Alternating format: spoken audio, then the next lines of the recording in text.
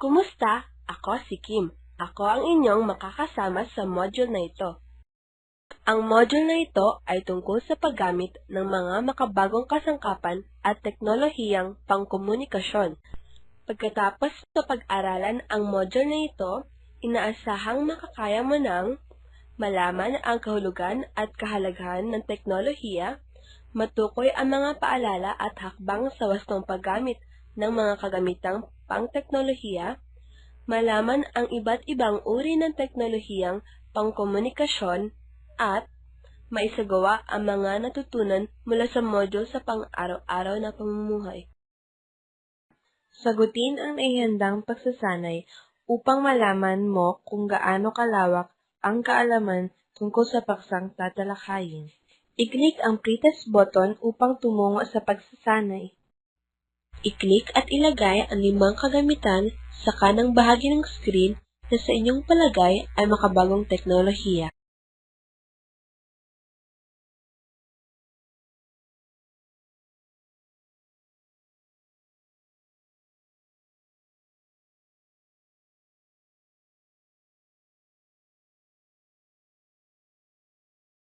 Nakakuha ka ng 2 tamang sagot sa 5 katanungan. Mahusay kaibigan, may konti ka ng kaalaman sa module na ito. Kailangan mo pa ring pag-aralan ang module upang pagyamanin ng iyong kaalaman. I-click ang bahay, internet cafe o fun arcade upang magpatuloy. Alam mo ba kung ano ang teknolohiya? Ang teknolohiya ay saklaw ng mga kasangkapan, makina, materyales, pamamaraan, at prosesong ginagamit upang magbunga ng mga gamit at serbisyo para matugunan ang pangangailangan ng tao. Tukuyin natin ang mga sinauna at makabagong teknolohiya at ang mga paalala at hakbang sa paggamit ng mga ito. I-click ang pinto o garahe upang magpatuloy. Madalas na nakikita ang iba pang mga makabagong teknolohiya sa loob ng bahay, lalong-lalo na sa kusina. Pero bago natin malaman ang ilan sa mga kasangkapang ito, alamin muna natin ang mga paalala sa wastong paggamit ng mga makabagong kasangkapan. I-click ang manual upang malaman ang mga paalala.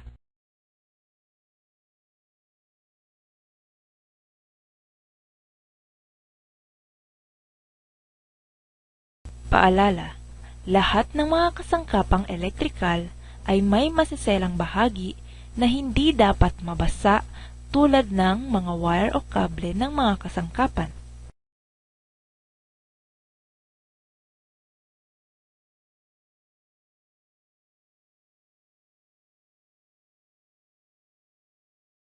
Dito sa Pilipinas, gumagamit tayo ng 2 uri ng boltahe, 110 at 220. Siguraduhin ang kinakailangang boltahe ng bawat kasangkapan bago ito gamitin.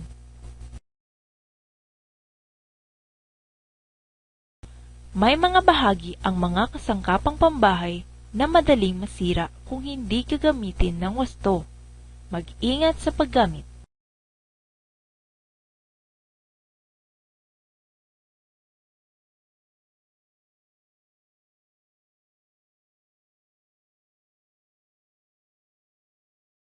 Ilayo ang mga kasangkapang elektrikal sa mga lugar na maalikabok. Linisin ang mga ito ng madalas. May mga manual ang lahat ng mga nabibiling kasangkapang elektrikal. Huwag kakalimutang basahin ang mga manual bago gamitin ang kasangkapan. Huwag isiping alam mo na ang gagawin.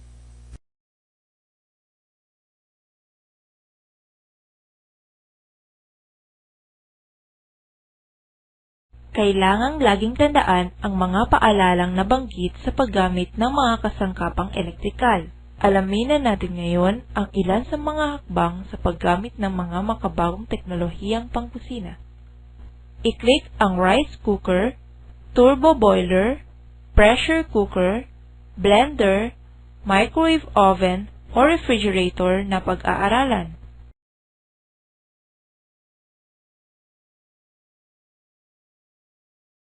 Rice cooker.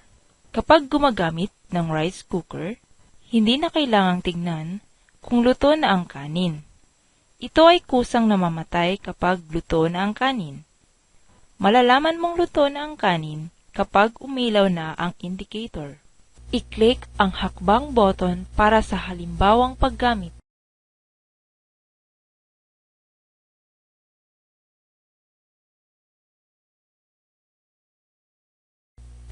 Pagluluto ng bigas.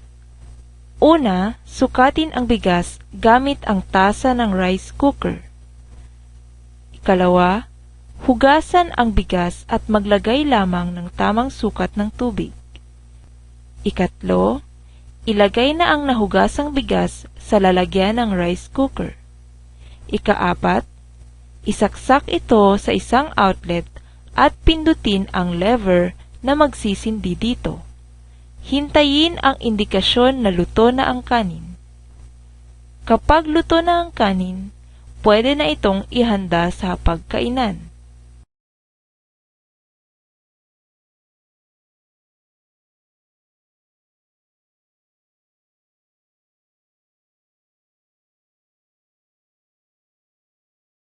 Turbo boiler.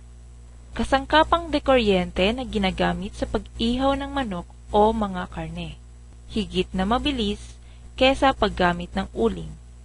Ang init galing sa kuryente ang nagpapaluto sa karne. I-click ang hakbang button para sa halimbawang paggamit.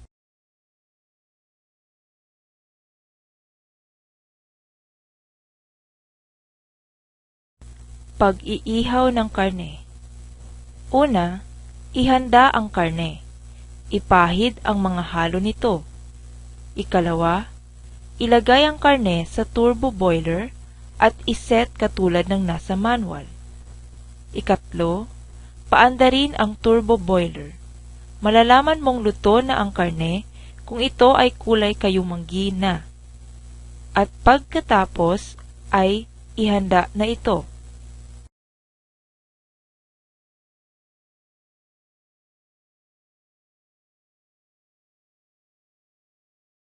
Pressure cooker. Ito ay gawa sa matigas na bakal para sa matataas na temperatura at pangmatagalang pagluluto. Pinapataas ng presyon sa loob ng pressure cooker ang temperatura upang maluto ng mas mabilis ang pagkain. I-click ang hakbang button para sa halimbawang paggamit. Pagpapalambot ng karne. Una, ihanda ang karne at rekadong kakailanganin. Ikalawa, lagyan ng tubig ang pressure cooker.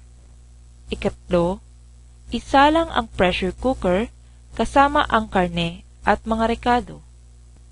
Ikaapat, hayaang kumulo ang karne hanggang sa ito ay lumambot at sa katagalan maluto na rin at ihanda na ito.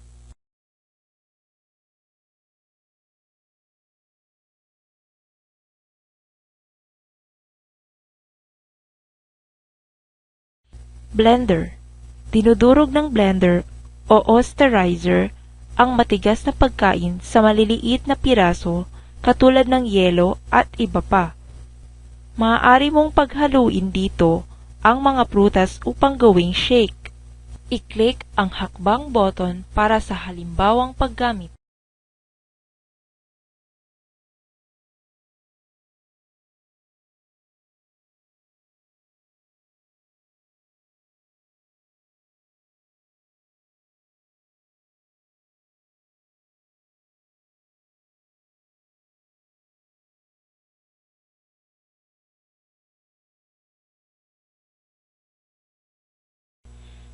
Paggawa ng shake. Una, ihanda ang mga prutas na nais ilagay sa osterizer. Hugasan ang mga prutas. Ikalawa, hiwain ang mga prutas sa maliliit na piraso. Ikatlo, ilagay ang mga prutas at ice cubes sa osterizer. Isaksak at paandarin ang blender. At panghuli, ihanda ang ginawang shake.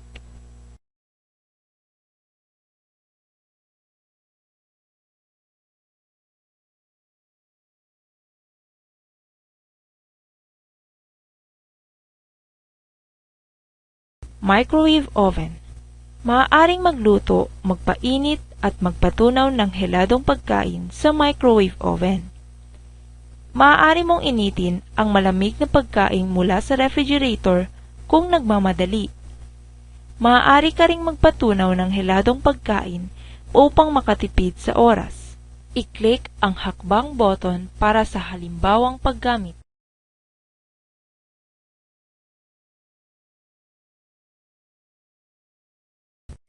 Pagpapainit ng pagkain. Ihanda ang malamig na pagkain. Ilagay ang malamig na pagkain sa oven. Iset na ang microwave oven sa nararapat na temperature o init nito. Malalaman mong luto na ang pagkain kapag may narinig kang malakas na beep. Pagkatapos ng beep, maaari mo nang kunin ang pinapainit na pagkain.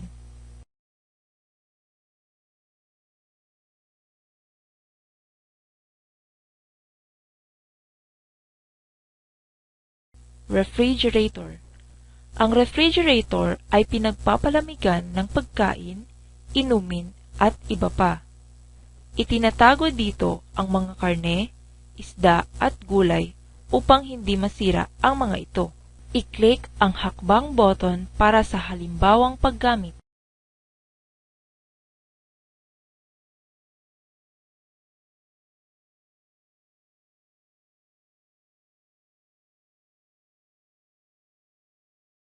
Pagpapalamig ng pagkain. Una, hugasan ang isda o karne. Ikalawa, ilagay ang isda o karne sa freezer at isara. Ikatlo, iset ang temperatura ng refrigerator upang lumamig ito. At ikaapat, isara ang refrigerator.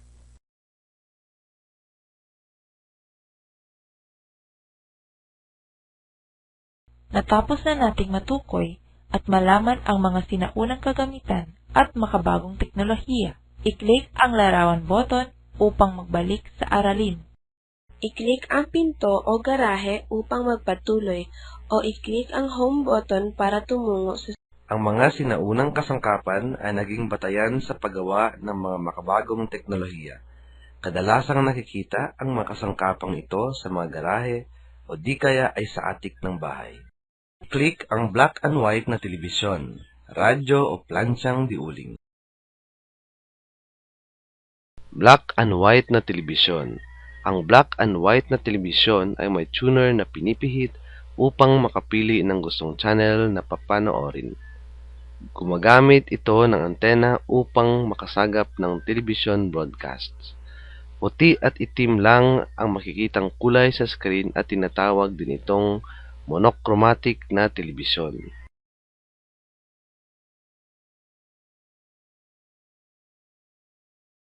Colored na telebisyon. Ginagamitan ito ng remote control kaya mabilis na nakakalipat ng channel o istasyon. Mas makulay ang nakikita kaysa sa black and white o monochromatic na telebisyon. Mas malinaw ang mga larawang nakikita sa screen.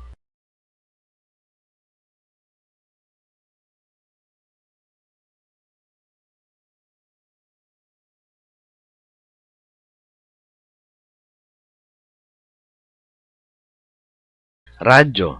Ito ay kasangkapang telekomunikasyon para sa pagpapahayag ng tunog sa kalayuan. Ito ay may dalawang klase na tinatawag na frequencies, ang AM o amplitude modulator at FM o frequency modulator. May tuner din ito na ginagamit upang makapili ng ninanais na istasyon. Stereo. Ito ay madalas na may kasamang CD player, cassette player at isang radyo. Ang ilan ay mayroong built-in na CD player bukod pa sa karaniwang audio capabilities.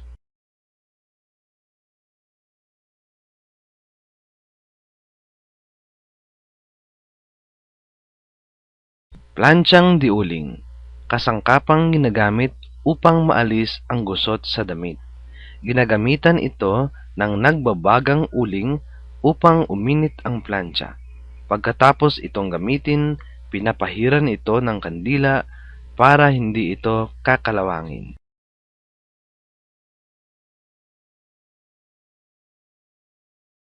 Plantsyang de kuryente, kasangkapang elektrikal na ginagamit upang mas mapadali ang pagpaplantsa ng mga damit kaysa sa paggamit ng plantsyang de uling. Kuryente ang dahilan sa madaling pag-init ng plantsa.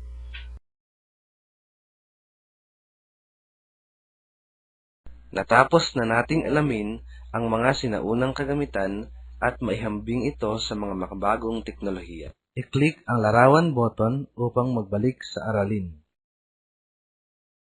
I-click ang pinto o garahe upang magpatuloy o i-click ang home button para tumungo sa susunod na aralin. I-click ang bahay, internet cafe o fun arcade upang magpatuloy. Isa sa mga higit na mahalagang pakinabang ng teknolohiya ay sa larangan ng komunikasyon. Mas mabilis na makapagpapalitan ng kaisipan, serbisyo at produkto dahil sa paggamit ng mga makabagong teknolohiyang pangkomunikasyon. Alam mo ba kung ano ang telekomunikasyon? Ang telekomunikasyon ay tumutukoy sa pagpapadala ng impormasyon sa malalayong distansya sa pamamagitan ng mga senyales. Ngayon ay pagtutuunan natin ng pansin ang iba't ibang teknolohiyang pangkomunikasyon. Madalas din nakikita ang ilan sa mga ito sa mga internet cafe. I-click ang computer, telepono o cellphone na pag-aaralan. Computer. Ito ay ginagamit sa pangongolekta ng mga impormasyon. Ito ay karaniwang binubuo ng isang monitor, mouse, keyboard at system unit. Kinakabitan ito ng internet upang makakuha ng impormasyon tungkol sa mga bagay na kinagigiliwan. Kailangan ito ng modem at programa o software pangkomunikasyon upang makagamit ng internet. Maaari kang makipag-usap sa kamag-anak sa malayong lugar sa pamamagitan ng computer na may internet.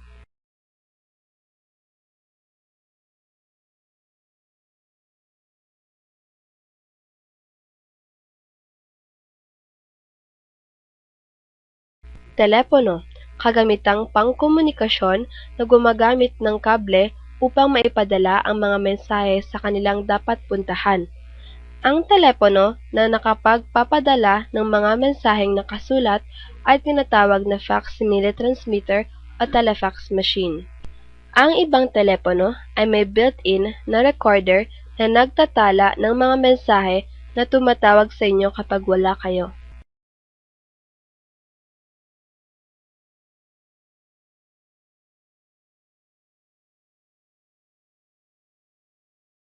Cellphone, kagamitang pangkomunikasyon na maaaring bitbitin na ginagamit sa isang sistemang radyong cellular.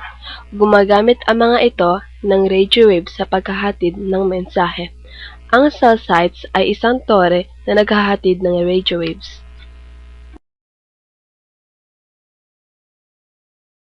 Natapos na nating pag-aralan ang mga kagamitang pangkomunikasyon. Tunay ngang nakakatulong ang mga kasangkapang ito sa araw-araw nating pamumuhay. Panahon na para masubukan ang iyong galing at talino sa pagsagot. Tayo na at maglaro. I-click ang home button upang magpatuloy sa laro. I-click ang bahay, internet cafe o fun arcade upang magpatuloy. I-click ang larawan sa pagpipili ang laro.